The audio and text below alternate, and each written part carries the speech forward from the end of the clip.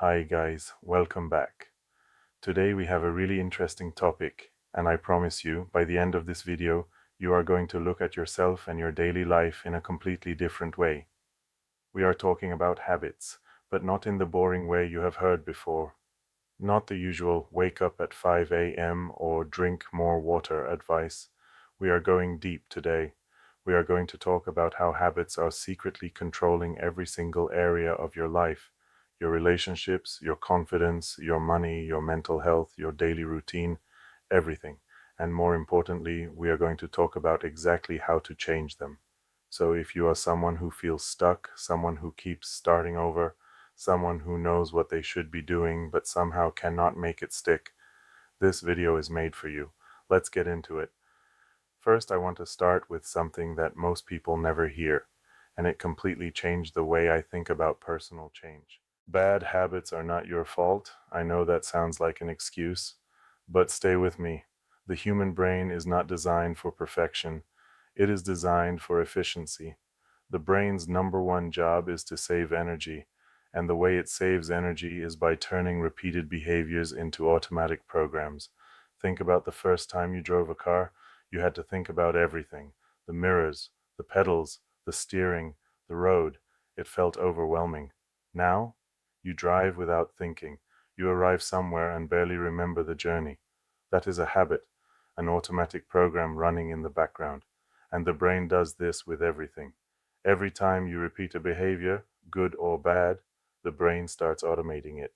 It wraps that behavior in a protective layer of myelin, making the neural pathway faster and stronger each time. This is called the habit loop. And every single habit you have, no matter how destructive, follows the same 3 steps. Step 1 is the trigger. Something happens in your environment or inside your body. You feel stressed, you feel bored, you feel lonely, you feel anxious. Something external happens that activates a feeling. Step 2 is the behavior, the automatic response. You reach for your phone, you eat something unhealthy, you avoid the difficult conversation, you procrastinate, you scroll, whatever your brain has learned to do in response to that trigger.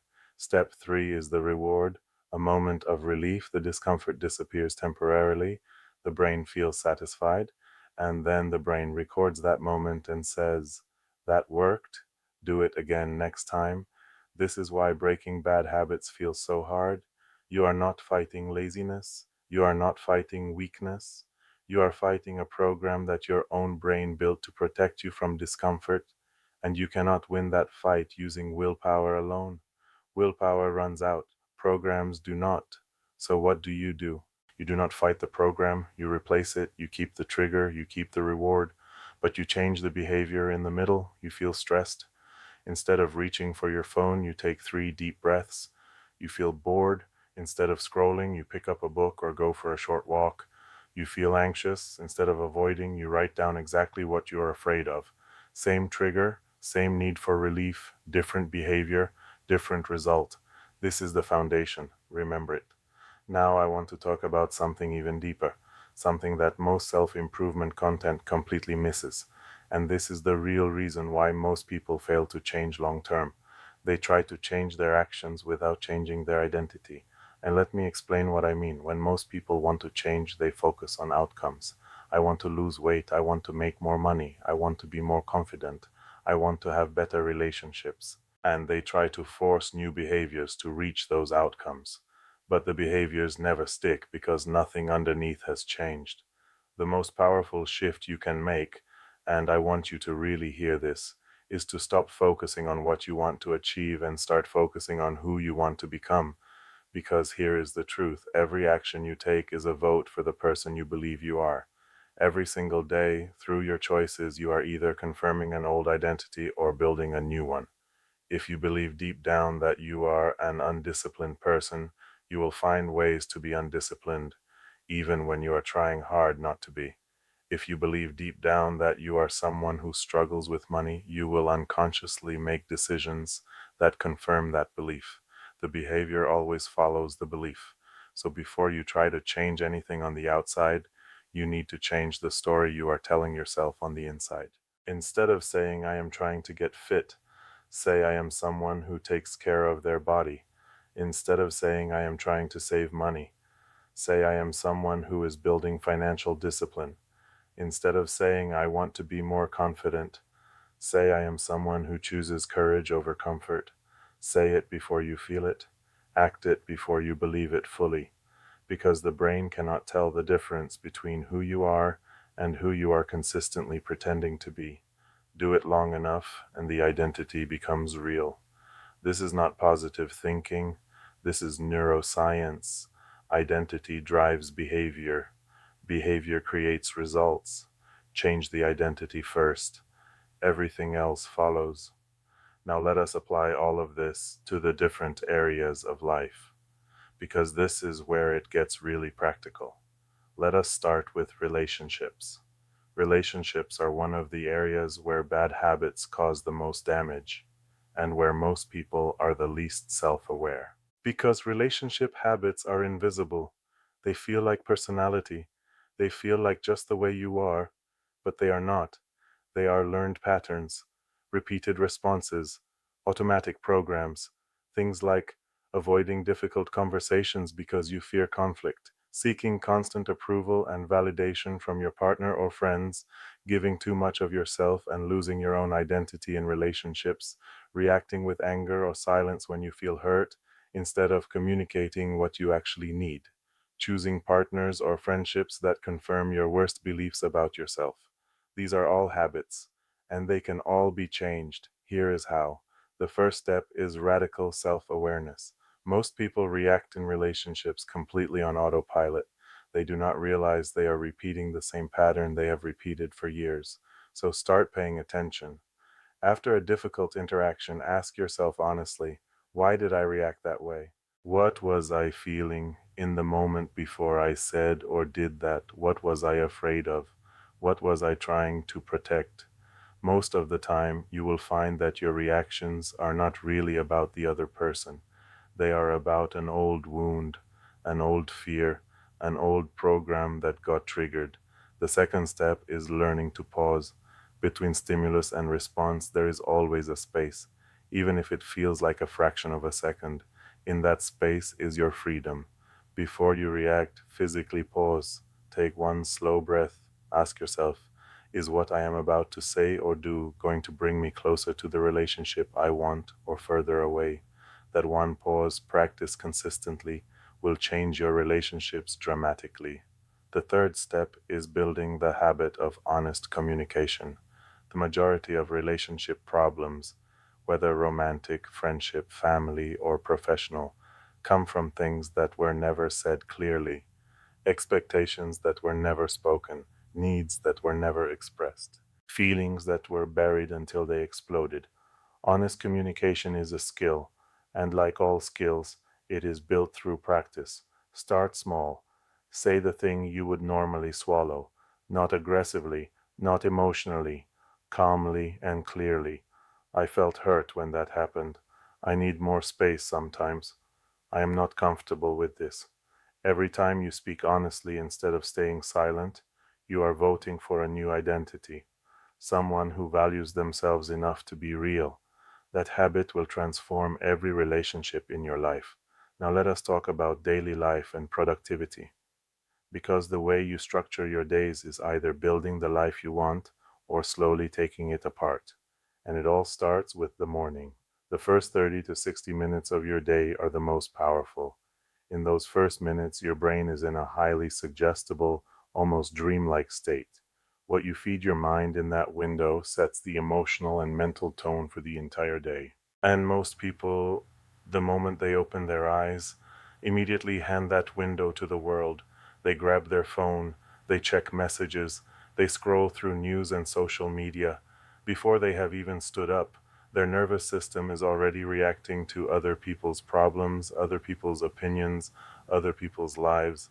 Their first thought of the day is not their own, and then they wonder why they feel anxious, unfocused, and reactive all day. Here is what to do instead. Decide right now that the first 30 minutes of your morning belong only to you. No phone, no notifications, no news, no social media. In those 30 minutes, do at least three things. Move your body, even 10 minutes of walking or stretching. This activates your nervous system in a healthy way and releases natural dopamine and serotonin. Drink water before anything else. Your brain is 75% water, and after 8 hours of sleep, it is dehydrated. Hydration affects focus, mood, and energy more than most people realize. Set your intention for the day.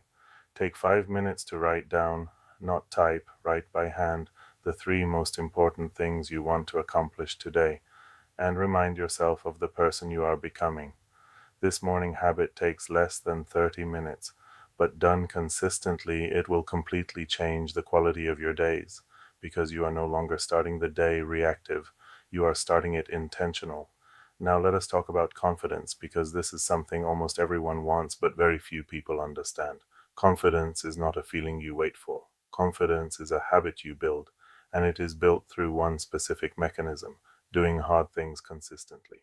Every time you face discomfort and move through it anyway, every time you speak when you want to stay quiet, every time you start when you want to wait, every time you continue when every part of you wants to quit, you deposit something into your confidence account, not in a big dramatic way, but quietly, consistently, and the brain takes note. I said the uncomfortable thing and survived. I started even though I was not ready, and it went okay. I kept going even when it was hard. Over time, these moments build a body of evidence inside your mind that says, I can handle hard things. And that, not some magical burst of self-belief, is where real confidence comes from. The most confident people you admire are not people who never feel fear. They are people who have built the habit of acting despite fear. That habit is available to everyone, starting with the next small uncomfortable thing in front of you. Now, I want to give you the three most important rules for making any of this actually stick, because information without implementation is useless. Rule number one: start much smaller than you think you need to. This is the biggest mistake people make.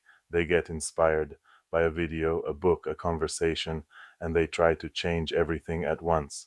New diet, new workout routine, new morning routine, new mindset, new everything, and within 2 weeks it all collapses, because the brain does not change through intensity, it changes through repetition. 2 minutes of meditation every day beats 1 hour of meditation once a week.